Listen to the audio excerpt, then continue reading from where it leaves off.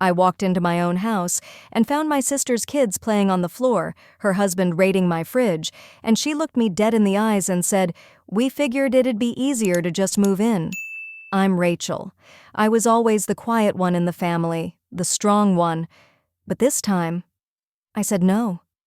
What would you do if your family crossed that line? Drop your thoughts below. I'd love to hear how you'd handle it. I was already halfway through my cupcake when the music changed. Someone had swapped the playlist to Jessica's favorite, loud, thumping pop that made the walls in the living room vibrate. I paused mid-bite, the frosting sticking to the roof of my mouth as my mom scurried past with a lit match and a tray balanced with candles flickering on top of a towering triple-layer strawberry cake. "Watch the breeze," she called to no one in particular, shielding the flame like it was sacred. I wiped my fingers on a napkin that had Happy 21st printed in bold pink letters and slid further back against the kitchen counter, unnoticed. It was supposed to be a shared birthday. Jessica had turned 21, and I'd just turned 18. Both of us technically adults now, but you wouldn't know that from looking around the house. Streamers and signs declared, "Cheers to Jessica," and gold balloons floated in the corner, one of them already drooping against the back of the couch. My name? Nowhere. I glanced down at the cupcake in my hand. Chocolate. Store-bought. The kind with stiff icing that crumbles when you bite into it. Mom had handed it to me when I walked through the door earlier, along with a distracted, "Happy birthday, honey," before rushing off to check the oven timer. The living room was packed. Jessica's friends from college had all come back in town, crowding the sofa and talking over one another like they owned the place. Someone had brought champagne, and even Dad had popped the cork with a grin, despite telling me last week that we don't drink much around here anymore. Jessica twirled near the stereo, her new heels clicking like applause against the hardwood floor. I stood on the edge of the kitchen, unseen, listening to her laugh echo off the walls like it had its own spotlight. I heard Mom again, this time whispering to Aunt Claire in the hallway, her voice half lowered but not enough to miss. "Rachel's always been the independent one. She doesn't need all this fuss. Jessica, well, she lives for moments like this." I don't know why it stung. I mean, I am the independent one. I've been making my own breakfast since middle school. I learned to drive on my own. I filled out my college applications without help, and I figured out how to do FAFSA on the library computer when ours crashed. I don't need fuss. Still, something inside me pinched. I'd baked Jessica brownies last year when she forgot her boyfriend's birthday and needed a backup gift. I'd helped clean up her prom makeup disaster when she cried off her lashes in the car. I'd even lent her my favorite sweater when she stained hers before an interview. But none of that makes you the kind of daughter they throw parties for. That, apparently, requires sparkle. By the time the cake was cut, I had disappeared into the kitchen. No one seemed to notice. The music was louder now, the laughter sharper, like the whole house had been designed to echo Jessica's joy and mute everything else. I opened the fridge and saw a half-eaten slice of her birthday cake on a plate, plastic wrap half sticking to the frosting. I peeled it back and took a fork from the drawer, eating it standing there, the cool sweetness pressing against the roof of my mouth. Strawberry, her favorite. Mine was lemon. No one asked. From the kitchen window, I watched the lights from the backyard bounce off the guests. Dad had set up the projector, and someone was trying to play a reel of Jessica's baby photos. I saw my face flash on the screen once, an awkward toddler with a bowl cut holding a stuffed giraffe. It lingered for maybe 2 seconds before fading to another shot of Jessica on a pony. I turned away, finished the cake in silence. Later that night, when most of the guests had left and the music had softened into slow, sleepy songs, I walked into the living room. The balloon cluster was starting to sag, the air inside giving up. One balloon caught my eye. It had "Happy Birthday, Jessica and Rachel" scrawled in Sharpie. My name was crammed at the bottom, an afterthought, and misspelled. I reached up and tugged it down gently, the ribbon brushing my cheek like a whisper that had lost its meaning. I popped it with a pen and threw it in the trash behind the couch. No one noticed. No one asked. Upstairs, in my room, I took out the journal I rarely wrote in and opened to a clean page. The pen hovered for a long time, my fingers cold. Then I wrote, "Maybe if I become exceptional, they'll finally see me." I didn't cry. I didn't let myself. That felt like something Jessica might do. And get comforted for. Me? I just turned the lamp off and stared at the ceiling. Sometimes I wonder if being invisible is a superpower or a sentence. At 18, I wasn't sure yet, but I knew one thing for certain. Next year, if there was a party, I wouldn't be home for it. Jessica went to New York. I went to the bookstore. She posted a picture her first night. It was her sitting cross-legged on a white bed with fairy lights glowing above the headboard and a takeout box of sushi in her lap. The caption talked about feeling spoiled and excited. I saw it while standing behind the bookstore counter, wearing a name tag that had started to curl at the edges. The smell of secondhand pages and burnt coffee had already soaked into my shirt. I clicked out of the app and went back to folding receipts. That fall, I started college at the local university 20 minutes from home. I had gotten into a few schools out of state, but my parents had gently suggested I stay close. Save money, they said.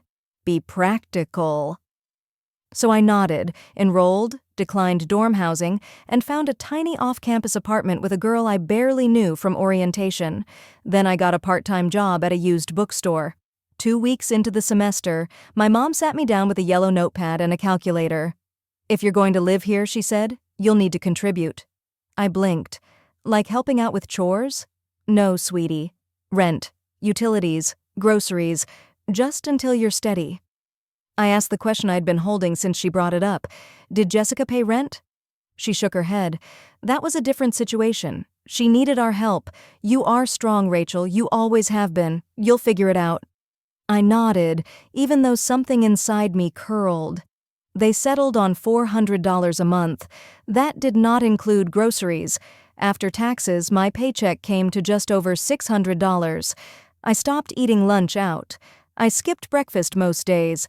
I bought off-brand peanut butter, store-brand oatmeal, and ramen by the box. I started drinking the break room coffee at work and telling people I liked it black, even though I didn't. I had to.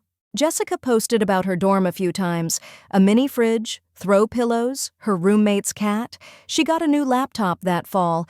I was using my old hand-me-down that sounded like it might lift off every time it powered up. My mom called every few days. She always ended our talks with the same phrase, "Proud of you, baby. You're doing great on your own." She said it like a cheer, like a compliment. I didn't know how to explain that it felt like being congratulated for having no help. At the bookstore, I took extra shifts when they were available. My boss said I was dependable. Once he handed me a $5 bill from his wallet and told me to grab a sandwich on my way home. I bought canned soup instead and saved the rest for gas. One evening during winter break, I heard my mom talking to my aunt on the phone. I was walking past the living room when I caught my own name. "Rachel is so practical," she said. "But Jessica? Jessica has that spark. People are drawn to her. Rachel is quieter." I froze in the hallway, my laundry basket pressed against my hip. I waited until she hung up, then walked straight to my room, shut the door, and sat on the bed without folding a single thing. Later that week, I printed out a handful of real estate photos. Nothing big. Small houses with front porches and tiny kitchens, a place with a mailbox out front, one with shutters and an old tree in the yard. I taped them to the inside of my closet door. They made me feel like I still had something waiting on the other side of all this. By the time sophomore year started, I moved out of the house. I expected some pushback, but Mom only smiled and said, "This would help me grow." I rented a studio apartment near campus with a leaky faucet and a neighbor who played saxophone at 2 a.m. But it was mine. I kept a cheap lavender candle on the windowsill and lit it every night like it meant something. One afternoon that summer, the air conditioning in my car broke. It had been struggling for weeks, and finally it just gave out. I pulled into the bookstore parking lot with the windows rolled down and sweat dripping down the back of my neck. I mentioned it to Mom that weekend. She stirred something on the stove and said, "Well, why don't you ask Brian to look at it? He knows cars." Brian, who had been out of work for the past 6 months. Brian, who had borrowed money from Jessica twice already. Brian, who had never once offered to help me with anything.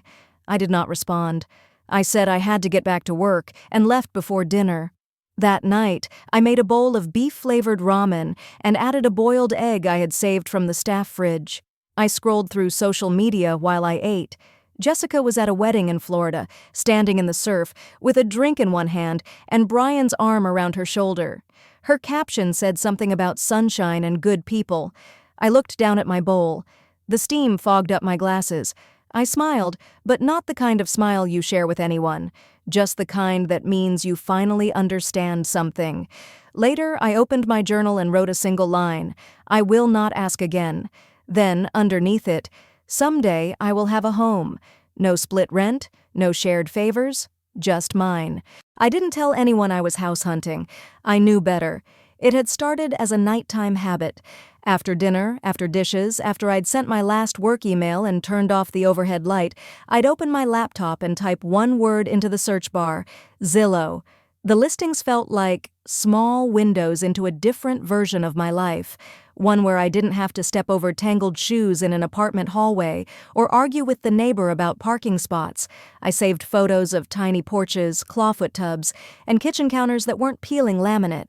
I bookmarked homes with sunlight pouring through their front windows, places where you could hang a wind chime and hear it without city noise swallowing the sound. I wasn't dreaming big, just quiet. There was one listing I kept returning to: a little cottage on the edge of town. 2 bedrooms, 1 bath, a porch that looked like it would creak in a comforting way. The yard wasn't large, but it had a row of bare planters under the window. The pictures weren't staged, no fancy pillows or fake fruit, just a clean, lived-in feel, like the house had been waiting for someone without saying so. At work, I started eating lunch with Erica more often. She was on the design team, full of quiet warmth, and always had string cheese and apple slices packed neatly for her son Liam. One day, I showed her the cottage during our break, the two of us sitting side by side in the break room as she sipped tea from a thermos covered in stickers. "You really like this one, huh?" she said, glancing over. I nodded. "You gonna go see it?" "Maybe. I'm just looking. Slowly." "That's smart. No rush. It's yours when it's meant to be." It felt good to hear that. No pressure, no suggestion, no "what about the kids?" or "Brian could use the garage." Just mine. The next week I stayed late at the office to finish a report. The building was mostly quiet, except for soft laughter from the hallway. I could hear Erica chatting with someone from marketing. I didn't mean to listen, but I caught my name. "Yeah, Rachel's been house hunting. Cute little places. She's finally ready, I think." My stomach dropped. It was innocent. She meant no harm. But in our family, news didn't travel. It spread. By Friday, I got a text from my mom. "You should look at this one on Maple Street. 4 bedrooms, big yard. Perfect for everyone." I didn't reply. Saturday morning, Jessica sent a listing. It had 6 bedrooms, a wraparound porch, and a note that said, "This one has a basement." Brian's man cave? I stared at it for a while. The kitchen was huge. The staircase curled. The price was double what I could afford. I replied simply, "I'm not buying a house for Brian." No one responded. But the next day, 3 more links arrived. All big houses, all clearly chosen with Jessica and her kids in mind. One even included a message from Mom. "Look how close this is to Jessica's school district. Win-win." I stopped clicking. Instead, I visited the cottage. It was even quieter than the photos. The front steps were uneven, and the mailbox leaned slightly to the left, but when I stood on the porch, I felt a stillness I hadn't felt in years, the kind of stillness that makes you realize how loud everything else has been. The real estate agent met me with a soft smile and a clipboard. "You're Rachel?" We spoke on the phone. "Yes," I said. I liked hearing my name said like that. Just mine. No add-ons, no expectations. Inside, the cottage smelled like lemon polish and old wood. The windows rattled faintly in the breeze. I ran my hand along the windowsill, imagining flower boxes, maybe herbs, basil, thyme, something green and growing. I didn't tell anyone I went, not Erica, not even the group chat that was still blinking with unread messages. That night, I muted the family thread. The silence was immediate, like closing a door gently, but firmly. I opened my laptop and went back to Zillow, not to browse, to reread the listing, to look at the photo of the front door and imagine turning the key. This time, I wasn't looking for space, I was looking for peace, and this time, I was looking for me. Mom said dinner would be casual. She forgot to mention the ambush. I arrived just before 6. The front porch light was already on, casting a warm yellow glow over the chipped concrete steps. The smell of garlic and tomato sauce reached me before I even rang the bell. I stood for a moment, holding a store-bought bottle of iced tea like a shield, then knocked lightly and walked in without waiting.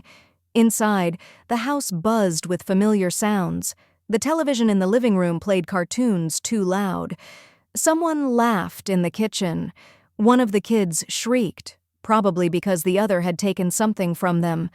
I stood just inside the doorway, letting the chaos wash over me, the way it always did. "Rachel," Mom called, appearing from the kitchen. She wiped her hands on a dish towel and gave me a brief, practiced hug. "You made it. Lasagna's just about ready." I smiled and nodded, shrugged off my coat, and made my way toward the dining room. Jessica was already seated at the table, legs crossed, wearing something beige and expensive-looking.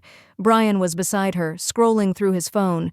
The kids buzzed around like wind-up toys, bumping into chairs and each other. "Hey, Rachel," Jessica said without looking up. "Hi." I took the empty seat across from her. Dad entered just after me, carrying a basket of bread and a bottle of wine. He nodded in my direction. "Good to see you, kiddo." We settled in. Mom brought out the lasagna, steam rising as she set it down in the middle of the table. Plates clinked, silverware shifted, napkins were unfolded. We opened with the usual small talk. Jessica talked about how busy the kids had been lately, how hard it was finding good childcare. Mom nodded sympathetically. Brian muttered something about a client not paying on time. Dad talked about lawn care. I responded when spoken to, offered polite smiles, but mostly stayed quiet. The food was good. It always was. Mom made lasagna the way she made everything else, reliably, without fuss, and always a little too much. But this time, it tasted different. Maybe it was the knot in my stomach. Maybe it was what I suspected was coming. About halfway through the meal, when the noise had dipped just enough for conversation to feel deliberate, Mom set down her fork and looked at me with a practiced kind of brightness. "So, your dad and I have been looking at some houses," she said casually. "There's a really beautiful one not too far from Jessica's place. 5 bedrooms, huge yard, nice neighborhood. We think it's perfect." I focused on my salad, pushing the lettuce around with my fork. I didn't say anything. Jessica jumped in. "You'd love it, Rachel. There's a finished basement that Brian could use as an office. The backyard has room for the kids, and it's close enough that we could finally see each other more." I took a sip of water and waited. Mom leaned forward slightly. "We even went ahead and scheduled a tour for Sunday. We thought maybe you'd want to come along, see it in person." The room went quiet for a moment, just the clink of someone's spoon against a plate and the muffled hum of the dishwasher in the background. I set my fork down gently. "I already bought a house," I said. The words didn't feel dramatic. They felt still, solid, like a stone dropped into a very still pond. Everyone paused. "Just a small cottage," I added. 2 bedrooms, on the edge of town. Jessica blinked. "A cottage? How are we supposed to fit in a cottage?"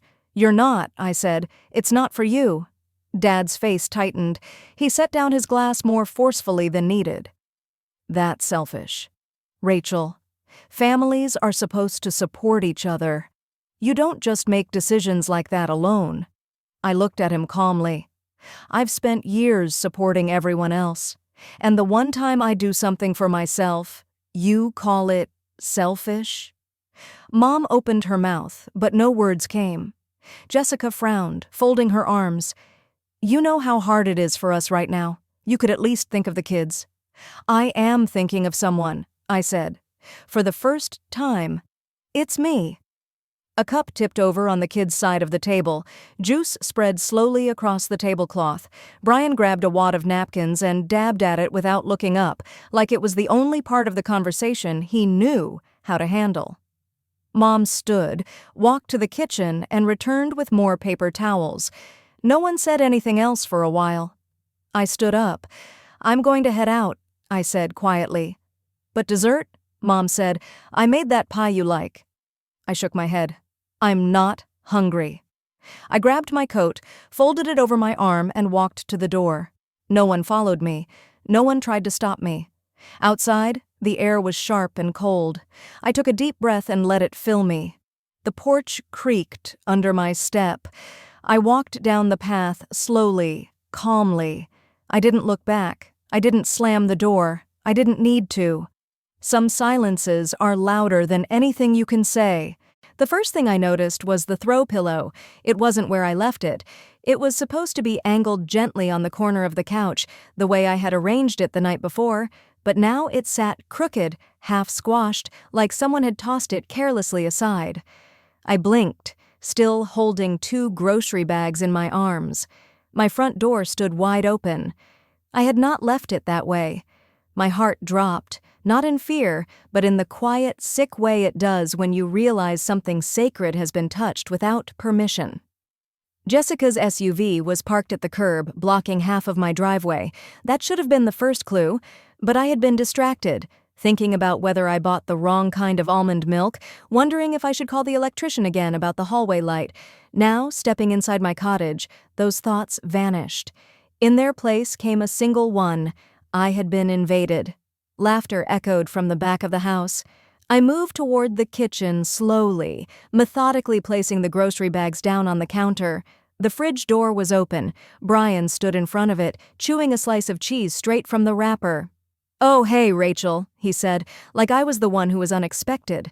Before I could reply, 2 of the kids darted past me, sticky fingers trailing along the hallway wall. Toys littered the floor. Crumbs formed a trail across the rug. My rug. And then I saw Jessica in the living room fluffing one of my blankets. She was humming. "Calm. At home. We figured it'd be easier to just move in while you were out," she said, not even turning around. The words didn't make sense. Not at first. I stared at her, trying to understand what she meant, hoping I had misheard. Jessica finally looked at me and smiled, the kind of smile people wear when they've convinced themselves they've done nothing wrong. "Mom gave us the key," she added, as if that made everything fine. I didn't respond. The room felt tilted, not in the dramatic way, but in the subtle, insidious way that seeps in when your boundaries have been erased without your consent. I walked slowly to the end table where I normally kept the spare key. The bowl was empty. Last week, during her visit, Mom had asked offhandedly where I kept it. I had told her, thinking nothing of it at the time. Just Mom, being Mom. Now, I realized, it had been something else entirely. Jessica's voice filled the silence again. "We figured we'd only need a few days, just to get settled. The apartment's lease is up soon, and we're already packed. This way, the kids won't be disrupted too much." She gestured toward the dining room where one of her sons was pouring cereal onto the floor, giggling. Brian remained at the fridge, now sipping my juice directly from the carton. "Rachel, this is such a win-win. You have space. We have needs. It just makes sense." I took a breath, then another. Without a word, I pulled out my phone, pressed the numbers slowly, deliberately, listened to the ring. 911, what is your emergency? "Yes," I said clearly. "My sister and her family entered my home without permission. They are refusing to leave. I need assistance." Jessica's smile faded. "You're calling the cops? In your own family?" "Yes." Brian finally turned around. "Are you serious?" "I am." Jessica's voice cracked. "You're overreacting. Mom said it was fine." "Mom doesn't live here," I replied. Within minutes, the officers arrived. 2 of them, calm, professional. They stepped inside with quiet authority and asked a few questions. Jessica grew flustered quickly. Her voice rose, her arms flailed. She kept repeating the same things. "Mom gave us the key. We're family. It's just temporary." Brian stood by the counter with his arms crossed, muttering about how ridiculous this was. The officers asked for clarification. Was there a lease? Any written agreement? No, I said simply. This is my home. I never gave them permission, and I would like them to leave. One officer nodded. Jessica began to cry. Not loudly, but the kind of cry that demands attention without earning it. Her mascara smudged. One of the kids started crying too, unsure why, just sensing the shift. Brian sighed, grabbing his phone, and started texting furiously. The officers didn't touch anyone. They didn't raise their voices. They just stood firm, speaking with quiet clarity until Jessica and Brian finally began to gather their things. It took longer than I expected. The kids complained. Jessica kept sniffling, but eventually, they left. The door closed behind them. The silence that followed was thick, like a wall I hadn't realized I needed. One officer turned to me before leaving. If they come back without your permission, you can call again. Keep a record of everything. I nodded. Thank you. They left. I locked the door behind them. Then I stood in the middle of the living room, hands slightly shaking, and looked around. The blanket was crumpled. Toys still lay scattered. My space had been used, disrupted, but something in me had held. That night I changed the locks. It wasn't just about the door anymore. Something inside me clicked shut, too. Liam handed me a crayon drawing of my cottage. He called it Miss Rachel's house. The little paper was wrinkled at the edges, the sky too blue and the chimney too tall, but I could see the front porch, the square windows, and 3 stick figures standing out front. One of them had curly hair like mine. Another one was tiny and had a big smile. The third was holding a watering can. That one's me, Liam said proudly, pointing to the smallest figure. That one's you, and that one is Mommy, helping with the flowers. It had been a quiet week, the kind of quiet that was no longer heavy, just soft. The lavender by the fence had finally started to bloom. Their purple buds were still small and tentative, but they were there, alive, growing, patient. Erica had texted that morning to say she would swing by after work to pick up the potted fern I had promised her. I told her to come by around 5. The light would be softer by then, and I wanted the yard to look its best. I had tidied the garden beds, swept the porch, and laid out 2 clean mugs in case we ended up chatting longer than expected. When they arrived, Liam jumped out of the car before Erica could even unbuckle. He raced toward the backyard, his tiny shoes thudding over the stepping stones. He paused near the patch of lavender, nose wrinkling, then leaned in and sniffed with exaggerated drama. "It smells like purple," he declared. Then, after a beat, he turned to me and asked, "Do you get lonely, Miss Rachel?" I crouched beside him. The soil was damp from yesterday's watering, and the light cast everything in a gentle gold. "Sometimes," I said, "but I don't feel lost anymore." He nodded like that made perfect sense, then leaned forward and hugged me around the neck. His arms were small and warm and slightly sticky with juice. I hugged him back, a little tighter than I intended. Erica stood at the edge of the yard, holding the fern, watching us with a soft smile. She didn't speak. Her presence felt like a gentle permission to exhale. We went inside not long after. I wrapped the fern in brown paper and tied it with twine. Liam tugged on my sleeve, and when I turned, he handed me the drawing. "I made it for you," he said, "because your house is nice. And it's yours." "Thank you," I said, my voice catching a little. "It's the best gift I've gotten in a long time." After they left, I wandered slowly through each room of the cottage. It wasn't big, it wasn't fancy, but it was mine. Every shelf, every light switch, every creaky floorboard belonged to me, and more than that, it finally felt like home. It finally. In the kitchen, I cleared a spot on the fridge and used a small magnet to pin up Liam's drawing. The paper curled slightly at the corners, and the colors were bold and joyful. It looked perfect right there between the grocery list and an old postcard from a friend I hadn't seen in years. Later that night, I sat on the couch with a mug of chamomile tea. The lights were low. Outside, the wind moved gently through the trees. A wind chime I had hung a few weeks earlier tinkled softly, its song blending with the creak of tree branches. I picked up my phone and opened the old family group chat. The last message was from weeks ago, Mom forwarding another house listing, a 6-bedroom in a neighborhood I'd never live in. The photo showed a sprawling lawn, a 3-car garage, and enough space to feel like a guest in your own life. I scrolled slowly, rereading old messages, birthday wishes sent out of duty, passive-aggressive reminders, one-sided plans. Then I hovered over the option to leave the conversation, and I did. No guilt, no hesitation, just a click and a quiet breath out. Something in me settled. Something that had been pulled too tight for too long finally let go.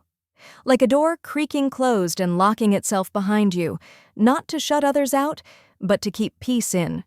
I leaned back against the cushions. The blanket across my knees was soft, slightly worn at the edges. I looked at the fridge again, at Liam's drawing, at the way he had drawn the sun peeking over the cottage roof in long, hopeful yellow strokes. Next weekend, I thought, I'll plant strawberries. The soil is ready. The sun is warmer now. And maybe, just maybe, I'll ask Erica and Liam to come help. Not because I have to, but because I want to. The drawing still hangs on my fridge, bright and simple. It reminds me that healing rarely comes in grand gestures. It comes in quiet mornings, in small hands offering a crayon, in soil turned for strawberries. Sometimes letting go isn't about shutting people out. It's about making space for the people and peace that deserve to stay. In life, the home we build inside ourselves matters just as much as the one we stand inside. If this story reminded you of something in your own life, I'd be honored to hear it. Thank you for spending this time with me.